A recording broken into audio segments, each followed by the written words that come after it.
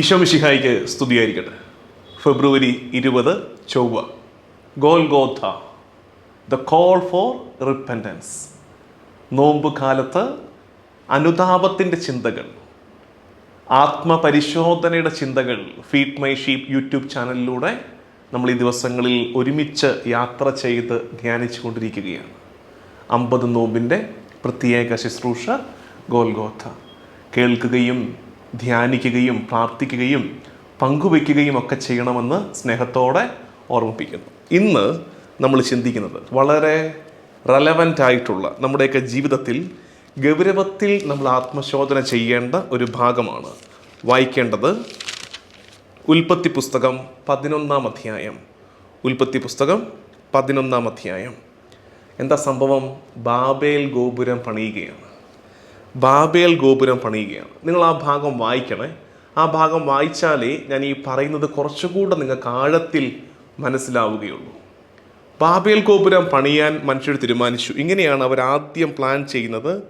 നമുക്ക് ഇഷ്ടിക ഉണ്ടാക്കി ചുട്ടെടുക്കാം എന്നവർ പറഞ്ഞു. അപ്പോൾ ആദ്യം അതിനുള്ള ഒരുക്കമൊക്കെ നടത്തി ഇഷ്ടിക ഉണ്ടാക്കാൻ തീരുമാനിച്ചു. എന്നിട്ട് അടുത്തത് അവർ പിന്നെ പറഞ്ഞു വരുന്നത്, നമുക്കൊരു പട്ടണവും ആകാശം മുട്ടുന്ന ഒരു ഗോപുരവും തീർത്ത് പ്രശസ്തി നിലനിർത്താം. ഇതാണ് ആദ്യം എന്ത് ചെയ്തു? ഇഷ്ടിക ഉണ്ടാക്കാൻ തീരുമാനിച്ചു. രണ്ടാമത് ഒരു പട്ടണവും ഒരു ഗോപുരവും പണിയാം എന്ന് തീരുമാനിച്ചു. നിങ്ങളത് എത്ര ആവർത്തി വേണമെങ്കിലും വായിച്ചു, നിങ്ങൾക്ക് മനുഷ്യരുടെ ഭാഗത്ത് ഒരു തെറ്റ് സംഭവിച്ചതായിട്ട് കണ്ടുപിടിക്കാൻ പറ്റുമോ? പിന്നെ എന്തിനാണ് ദൈവം ബാബേൽ ഗോപുരം തകർത്തത്, മനുഷ്യരെ ചിതറിച്ചത്, ഭാഷ ഭിന്നിപ്പിച്ചത്? എവിടെയാണ് മനുഷ്യർക്ക് പിടച്ചത്? എന്താ കാര്യം എന്നറിയാമോ? ശരിക്കും നമ്മൾ മനസ്സിലാക്കേണ്ട ഒരു കാര്യം, ദൈവത്തോട് ഇവരാലോചന ചോദിച്ചില്ല. ദൈവത്തോട് ഇവരാലോചന ചോദിച്ചില്ല. ബാബേൽ ഗോപുരം പണിയുമ്പോൾ മാത്രമല്ല, അതിന് മുമ്പ് ഒരുക്കം ഇഷ്ടിക. നമുക്ക് 2 പേർക്കും കൂടെ ഇഷ്ടിക ഉണ്ടാക്കിയാലോ എന്ന്, നമുക്ക് 5-6 പേർക്ക് കൂടി ഇഷ്ടിക ഉണ്ടാക്കിയാലോ? അപ്പം ആരില്ല അതിനകത്ത്? ദൈവമില്ല. ഇഷ്ടിക ഉണ്ടാക്കി കഴിഞ്ഞപ്പോൾ അടുത്ത മോഹം വളർന്നു. എന്താ അടുത്ത മോഹം? നമുക്കൊരു ഗോപുരം പണിയാം. ആർക്ക്? നമുക്ക് ഈ 5-6 പേർക്ക് കൂടി ഒരു ഗോപുരം അങ്ങ് പണിതാലോ? അപ്പം ആരില്ല അതിനകത്ത്? ദൈവമില്ല. അപ്പോൾ ബാബേൽ ഗോപുരത്തിൽ, അതിൻ്റെ പദ്ധതിയിൽ, അതിൻ്റെ നിർമ്മാണത്തിൽ വന്ന പിഴവ്, ദൈവത്തോട് ആലോചന ചോദിക്കാതെ, ദൈവത്തെ പങ്കു ചേർക്കാതെ പണിതു. അത് തകർച്ചയിൽ. അതിപ്പോൾ ദൈവം വന്നു തകർത്തു എന്നൊന്നും ഇതൊരു ആന്ത്രപ്പോമോർഫിക്കൽ അവതരണമാണ്. മനുഷ്യരുടെ ചിന്താഗതികളെ ദൈവത്തിലേക്ക് വെച്ച് കൊടുത്തിട്ട് എഴുതിയിരിക്കുക. അത് അങ്ങനെ എഴുതിയിരിക്കുന്നത്, നമുക്ക് തകർക്കാം, അവന്മാരെ കൊണ്ട് ഇനി എല്ലാം കാണിയതുകൊണ്ട് നമ്മളെ തകർത്തേക്കാം എന്നൊക്കെ ദൈവം പറയുന്നു. അങ്ങനെ പറയുന്നൊരു ദൈവമല്ലോ നമ്മുടെ ദൈവം. അതിനെ മനസ്സിലാക്കേണ്ടത്, ദൈവത്തെ കൂടാതെ മനുഷ്യൻ വിഭാവനം ചെയ്യുന്ന പദ്ധതികളെല്ലാം തകർക്കപ്പെടും. അതൊക്കെ തരിപ്പണമായി പോകും എന്നാണ് ആ ഭാഗത്ത് നിന്ന് മനസ്സിലാക്കേണ്ടത്. പ്രിയമുള്ളവരെ, നമ്മൾ പണിയാൻ ശ്രമിച്ചതും സ്വപ്നം കണ്ടതുമൊക്കെ പലതും ബാബേലായിരുന്നു. ചില മനുഷ്യർ പറയാറുണ്ട്, ഞാൻ അതിനുവേണ്ടി ഒത്തിരി കഷ്ടപ്പെട്ടതാണ്, എൻ്റെ ആ പ്രൊജക്റ്റിന് വേണ്ടിയിട്ട്, എൻ്റെ ഈ കുടുംബത്തിന് വേണ്ടിയിട്ട്, എൻ്റെ മക്കൾക്ക് വേണ്ടിയിട്ട്, എൻ്റെ ഈ തൊഴിൽ മേഖലയിൽ, എൻ്റെ ഈ ബിസിനസ്സിൽ ഒക്കെ എന്നെ ഒത്തിരി കടന്ന് പാടുപെട്ടതാണ്, ഞാൻ വിയർപ്പൊത്തിരി ഒഴുക്കിയതാണ്. എന്നിട്ട് ഞാൻ പണിതുയർത്തിയിട്ട് എന്താ പെട്ടെന്നൊരു ദിവസം ഇതിങ്ങനെ തകർന്നു പോയത്? ചോദിക്കേണ്ട ഒരു ചോദ്യം, ഞാൻ പണിതത് ഒരു ബാബേലായിരുന്നോ? ഞാൻ സ്വപ്നം കണ്ടത്, ഞാൻ പണി തീർത്തത് ഒരു ബാബേലായിരുന്നോ? ചിലപ്പോൾ കുടുംബം ബാബേലായി മാറും, ചിലപ്പോൾ തൊഴിൽ, കച്ചവടം ബാബേലായിട്ട് മാറും, ചിലപ്പോൾ നമ്മുടെ കരിയർ പോലും ബാബേലായിട്ട് മാറും. എങ്ങനെ? ദൈവത്തിന് ഇടം കൊടുക്കാത്ത, ദൈവത്തെ കൂട്ടുപിടിക്കാത്ത എല്ലാ പദ്ധതികളും അത് ബാബേലാണ്.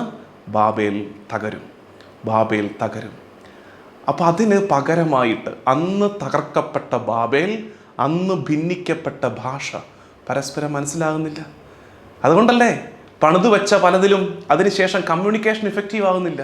കുടുംബത്തിന് വേണ്ടിയിട്ടാണ് പാടുപെട്ട് പകലന്തിയോളം കിടന്ന് കഷ്ടപ്പെട്ടത്. പക്ഷെ ഇപ്പോൾ ഭർത്താവ് പറയുന്നത് ഭാര്യയ്ക്ക് മനസ്സിലാകുന്നില്ല, ഭാര്യ പറയുന്നത് ഭർത്താവിന് മനസ്സിലാകുന്നില്ല, അപ്പം പറയുന്നത് മക്കൾക്ക് മനസ്സിലാകുന്നില്ല, മുതലാളി പറയുന്നത് തൊഴിലാളിക്ക് മനസ്സിലാകുന്നില്ല, സഹപ്രവർത്തകർ അങ്ങോട്ടും ഇങ്ങോട്ടും അവർക്ക് ഭാഷ മനസ്സിലാകുന്നില്ല. എന്താ കാര്യം? ബാബേൽ അതിൻ്റെ ലക്ഷണം കാണിച്ചു തുടങ്ങിയതാണ്. അപ്പോൾ ഒരു ബാബേൽ പണിതു, ദൈവനിഷേധത്തിൻ്റെ ബാബേൽ, ഭാഷ ഭിന്നിക്കപ്പെട്ടു. ഇനിയാണ് നമ്മൾ ഈ നോമ്പ് കാലത്തിൻ്റെ ചിന്തയിലേക്ക് വരേണ്ടത്. അന്നൊരു ബാബേൽ, തന്നിഷ്ടത്തിൻ്റെ ബാബേൽ അന്ന് പണിതെങ്കിൽ അതിന് പരിഹാരമായി ദൈവഹിതത്തിൻ്റെ ഒരു പുതിയ ബാബേൽ ഉയരുകയാണ്. അതാണ് കാൽവരി മലയുടെ നെറുകയിൽ നമ്മൾ കാണുന്ന കാഴ്ച.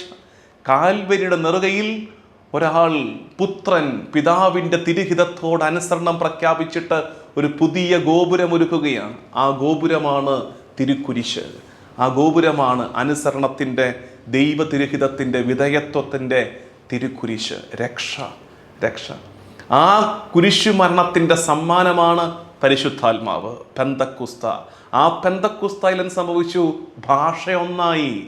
അന്ന് ബാബേലിൽ ഭിന്നിക്കപ്പെട്ട ഭാഷ കുരിശു മരണത്തിൻ്റെ ഫലമായ പരിശുദ്ധാത്മാവിലൂടെ വീണ്ടും ഒന്നായി. പത്രോസ് ഒരു ഭാഷയിൽ സംസാരിച്ചപ്പോൾ കേട്ടിരുന്നവർ അവരവരുടെ ഭാഷയിൽ പത്രോസിൻ്റെ പ്രസംഗം കേട്ടു എന്ന് മനസ്സിലാക്കേണ്ടത് എങ്ങനെയാണത്?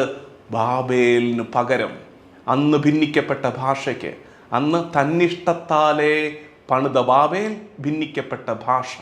ഇവിടെ ദൈവതിരുഹിത പ്രകാരം ഒരു പുതിയ ബാബേൽ, കുരിശ്.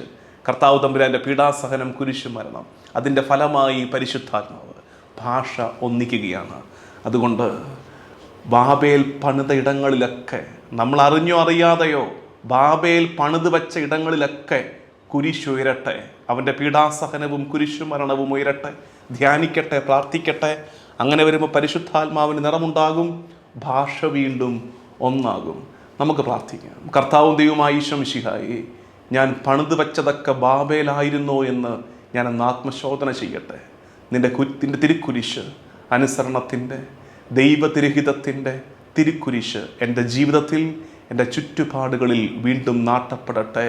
പരിശുദ്ധാത്മാവ് നിറയട്ടെ, ഭാഷ ഒന്നാകട്ടെ. നമ്മുടെ കർത്താവ് ഈശോ മിശിഹായുടെ കൃപയും പിതാവായ ദൈവത്തിൻ്റെ സ്നേഹവും പരിശുദ്ധാത്മാവിൻ്റെ സഹവാസവും എന്നും എല്ലാ കാലവും കൂടെ ഉണ്ടായിരിക്കട്ടെ, ഇപ്പോഴും എപ്പോഴും എന്നേക്കും. ആമേൻ.